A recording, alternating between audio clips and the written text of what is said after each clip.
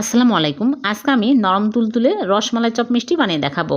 প্রথমে একটা ডিম ভেঙে ভালো করে ফেটে নিচ্ছি। তারপরে আমি একটা বোলের মধ্যে নিয়ে নিচ্ছি গুঁড়ার দুধ ১ কাপ, ফুল ক্রিম গুঁড়া দুধ আর ১ চামচ ঘি দিয়ে ভালো করে ঘষে ঘষে মিক্স করে নিতে হবে। তারপর ডিমের মিশ্রণ দিয়ে আমি সফট করে মেখে নেব। একটা ডিম সবই লেগে গেছে মাঝারি সাইজের। এখন আমি ১০ মিনিট ঢেকে রাখবো। ১০ মিনিট পর আমি মিষ্টিগুলো বানিয়ে নিচ্ছি। এইরকম করে সবগুলো মিষ্টি বানিয়ে নিয়েছি। এখন আমি মালাইতে দিব। চুলায় প্যান বসিয়ে দিয়ে দিচ্ছি লিকুইড দুধ ৩ কাপ। পাতলা করার জন্য আমি ১ কাপ পানি দিয়ে দিলাম, ২টা এলাচ আর চিনি 1/2 কাপ দিয়ে বলক তুলে নেব। বলক উঠে আসলে মিষ্টিগুলো দিয়ে ১০ মিনিট জাল করে নেব। উতলে পড়ে যেতে লাগলে বাতাস বের করে আবার ঢেকে দিতে হবে। ৫ মিনিট পর মিষ্টিগুলো উল্টে পাল্টে দেব। আবারও ঢেকে দিচ্ছি। ১০ মিনিট পর ফিরে আসলে মিষ্টিগুলো ভালোভাবে কুক হয়েছে। এখন আমি চুলা থেকে নামিয়ে রেখে দেব ৪ ঘন্টা। ৪ ঘন্টা পর মিষ্টিগুলো সার্ভ করে নিচ্ছি।